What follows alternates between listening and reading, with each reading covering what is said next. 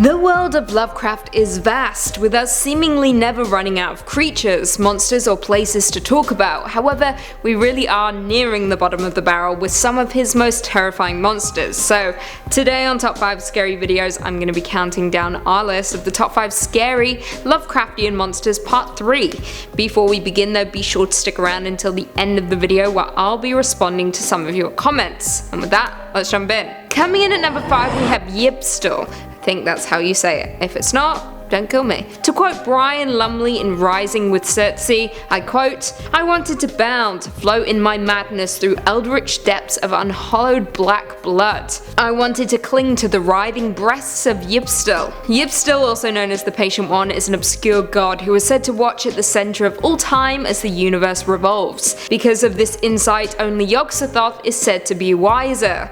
Its blood, the black, is a weapon which takes the form of black snowflakes that stick to and smother a victim. Yibstil's touch causes an instant change in the person affected. This change is usually fatal, but occasionally brings some benefit. It is sometimes described as an immobile, dark, tentacled entity with a pulpy alien head, detached eyes, and large bat wings under which countless night gorns suck black milk from its innumerable breasts. Yibstil also appears in The Caller of the Black. Having a close connection to the Great Old One Bugshasha, so should Yibstil be regarded as a Great Old One. Coming in at number 4, Thunha. The Thunha, also referred to as the Thunha or Thumha, were a species of creatures which appeared throughout Lovecraft's Cthulhu mythos. Not much is known about the appearance of the Thunha, as they are said to be a long dead race, but legend tells that they are a species of frog-like humanoids who are intelligent and relatively peaceful in nature. Ancient stories tell that until thousands of years ago, the Thunha had descended from the moon along with their city, the vast metropolis of Ib, to come to rest on the shores of a great lake in the land of Na.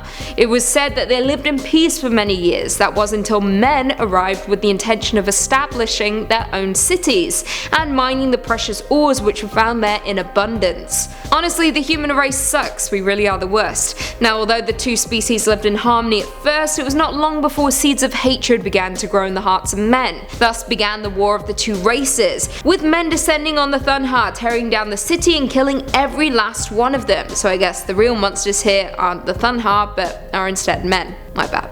We suck. Kill us. Coming in at number 3, Mordiggian. I think that's how you say it. Now, there is very little written about Mordiggian, so you will have to bear with me. This point may be very short, as will this entire list, because we're at part 3 here and there really aren't that many Lovecraftian monsters, let's face it. Mordiggian is a Great Old One, worshipped by several human cults as well as cults of ghouls as a symbol of death. This name is used in Zothique, man's last continent, and it is entirely possible that this gigantic creature is the same as Shawarash Ho. Shawarash Ho is the progenitor of the ghoul race, possibly through mating with Bast. It is a descendant of Cthulhu and father of Yogash the ghoul, and it has been postulated that it might itself have been a deep one. The mysterious entity is mentioned in Lovecraft's letter to James F. Morton as a descendant of Cthulhu. Some sources mistakenly identify Nug as the father of the ghouls, but since Nug never visited Earth, it makes more sense that Shawarash Ho, the father of Yogash the ghouls, owns this title. Back to Mordiggian though, like I said, the creature could very well be the same as Shawarash, although its name might go back to medieval France and be a corruption of the Latin mortician. It is also described as swirling darkness, a gigantic shadow, and a worm-shaped column. Coming in at number 2, Mi-Go. The Mi-Go are an extraterrestrial species from the planet Yuggoth, which is implied to be the dwarf planet Pluto. The Mi-Go are described as winged creatures with large claws and heads covered in antennae. They are a scientifically and technologically advanced race, having a particularly sophisticated grasp of surgical techniques and neuroscience. Roughly the same size as an adult human, the Mi-Go appears crustacean or insectoid in nature, but is actually a type of fungal life form. They are pinkish entities with a convoluted ellipsoid composed of pyramided, fleshy rings, with them possessing a pair of membranous bat-like wings which are used to fly through the ether of outer space. They are fundamentally alien with respect to earthly life. According to 2 reports in the original short story, their bodies consist of a form of matter that does not occur naturally on Earth. Interestingly, they are capable of going into suspended animation until softened and reheated by the sun or some other source of heat.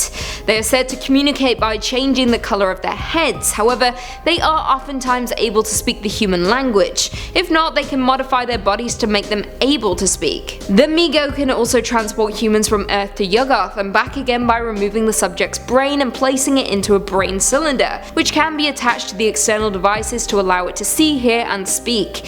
Now, the Mi-Go previously worshipped the beings Yog-Sothoth, Nyarlathotep, as well as others, although in newer works it is acknowledged that the Mi-Go are at war with the Elder Gods. Their moral system is completely alien, making them highly malicious from a human perspective. And finally, coming in at number 1, we have Yig. Yig is the father of serpents as well as a great old one, who is worshipped as a god in Central America and the southern states of the USA. Manifesting as a gigantic snake with the arms of a man or sometimes a reptilian humanoid creature, Yig is considered to be the god of snakes and serpents everywhere. He is said to have a fierce devotion to his children, with him emerging every autumn to punish those who harm them. He does this by either turning them into serpents or serpent-like wretches themselves, or simply sending other snakes to kill them when they sleep. One story of Yig tells of a couple from Arkansas in the 1800s who were moving to Oklahoma in search of a better life. However, on their journey, the woman came across a nest of newborn rattlesnakes, which is honestly my worst nightmare. I feel physically sick at the thought. I'd kill him too. Knowing the fear her husband had for snakes, the woman killed them with the butt of her rifle. Later that year in the fall, having built themselves a cabin, the father of serpents came for the woman and her family in the dead of night, sending a swarm of his children to kill their dog. Yig then went on to trick the woman into killing her husband with an axe, having her believe that he was actually Yig coming to seek revenge. After that, the snake god transformed her into a part human, part reptile monstrosity, cursing her to wiggle on her belly like a snake for all of eternity. Even though Yig is malicious and quick to anger, he is also easy to please as long as no harm comes to his children. Well, there we have it. Do you guys agree with our list? Were there any Lovecraftian monsters that we missed? Leave us all your thoughts and feelings in the comments down below, and perhaps we can do a part 4. Before I go though, I just want to respond to a few comments from one of our last videos, top 5 most haunted places in the world. Pinky Mitt said, "The most haunted place is my phone, everybody is ghosting me." That sucks to be you, can't relate. My phone's blowing up all the time. Just kidding, I text no one. Text my mum sometimes. Shurio88 said, "I live a 40-minute drive from the Stanley Hotel and I'm hoping to get a good room this October for my honeymoon."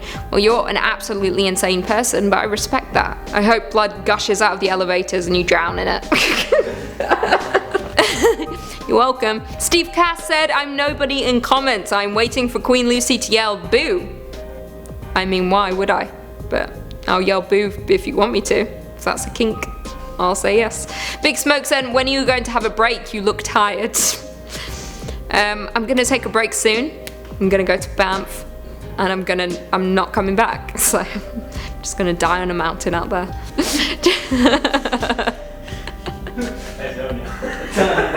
That's how I'm letting you all know.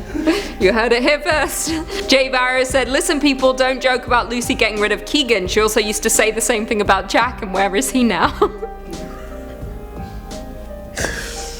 Look, if you cross me, you don't come back. That's all I'm saying. No, I joke about it. Keegan's not going anywhere yet, until I decide. And then we'll see. He's still in his basement for now. Whether he will exit the basement, who knows. Vampcorp UK said, "Not bothered about a shout out, but I've just noticed Lucy, you were proper lovely." I love this comment because it's proper British. It's very good. Thank you. Appreciate it. And on that note, if you haven't already, be sure to give this video a big thumbs up, subscribe, and turn on notifications so you never miss another scary vid. And until next time, see you later. Under which countless night gaunts suck black milk from its I don't know what the I'm saying. Oh, it's done the thing, so I don't even know what it is. Thunha. I think it's Thunha. I left my phone. That untold? Until, maybe? Untold thousands of years ago. I don't think that's right. Mordigian. Now there is very little written about Mordigian. Shaurashho. It is a descendant of Cthulhu. I've lost it. Having a particularly sophisticated grasp Roughly the same size as an adult human, the Migo appears crustacean. Roughly the same size as having a particularly sophisticated grasp. He does this by either turning them into separate. I need to burp. He does this by either turning them into serpents or serpent-like wretches. Wretches? Huh? I don't even know what I'm saying. Wretches?